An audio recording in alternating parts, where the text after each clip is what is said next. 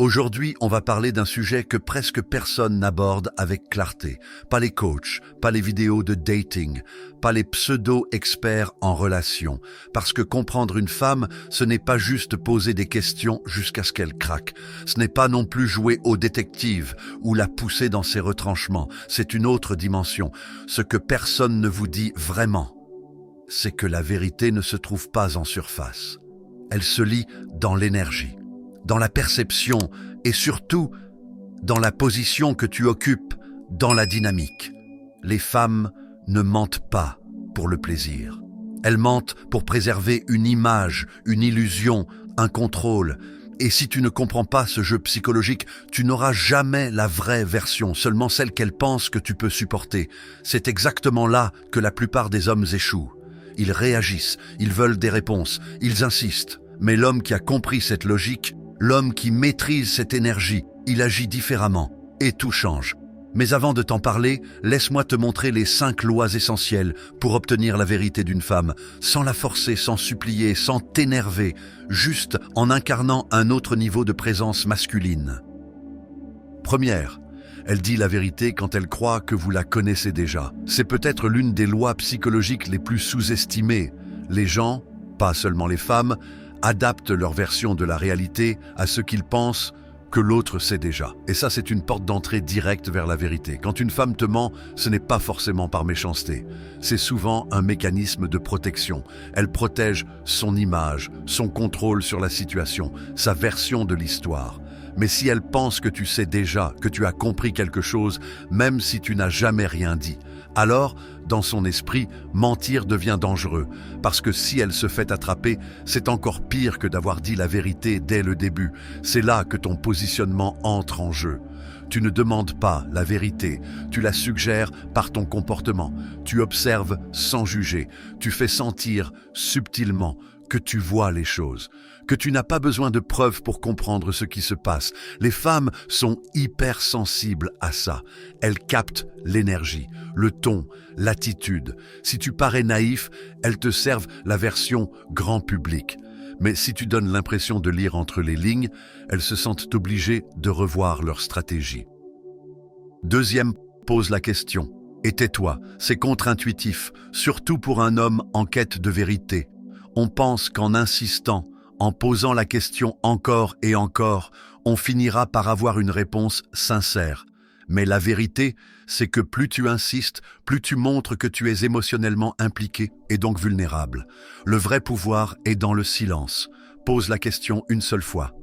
Calme, direct, sans agressivité. Et après, tu te tais.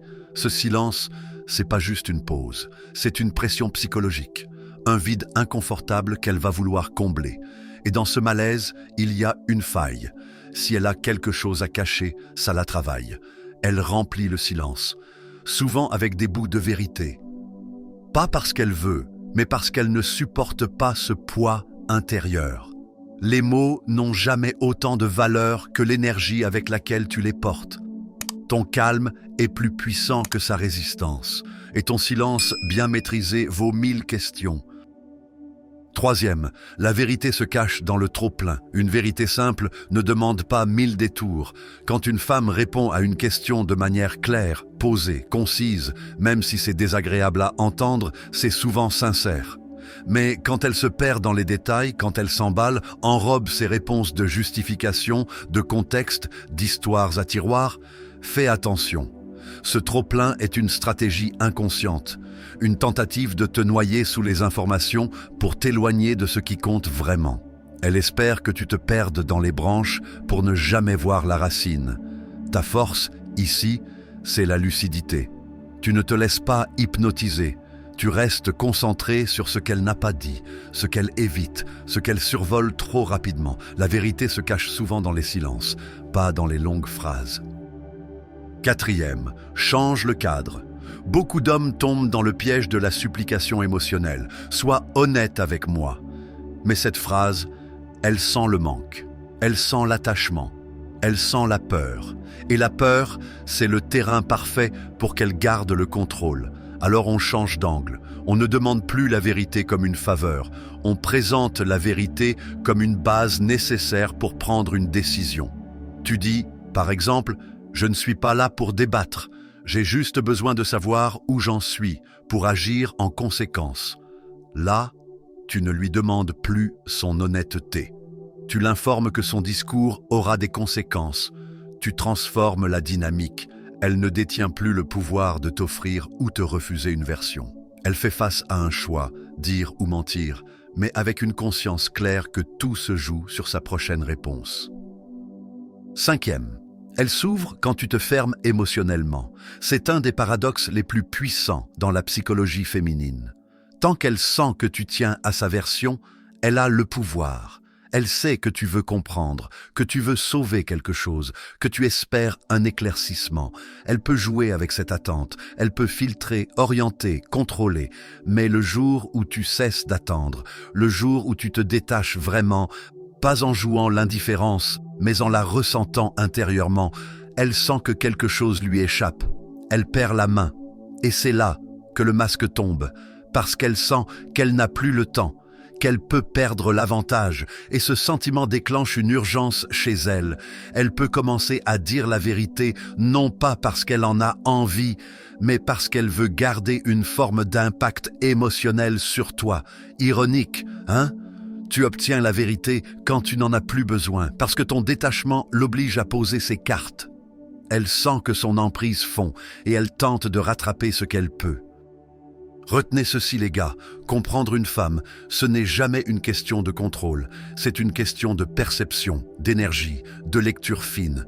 Tu ne cherches pas à la faire parler, tu crées un climat où elle n'ose pas mentir, où son mensonge devient évident à tes yeux. Et plus important encore, tu te positionnes comme un homme qui n'a pas besoin d'approbation, qui observe, qui agit, qui n'est pas en attente. Parce qu'au fond, quand une femme sent que tu sais déjà, elle a deux choix. Soit elle dit tout, soit elle s'en mêle dans sa propre histoire et se trahit toute seule. Si vous avez apprécié cette vidéo et que vous êtes prêt à mettre ces conseils en pratique, laissez un j'aime, abonnez-vous à la chaîne pour ne rien manquer des prochains contenus et partagez cette vidéo avec vos amis ou ceux qui pourraient en bénéficier.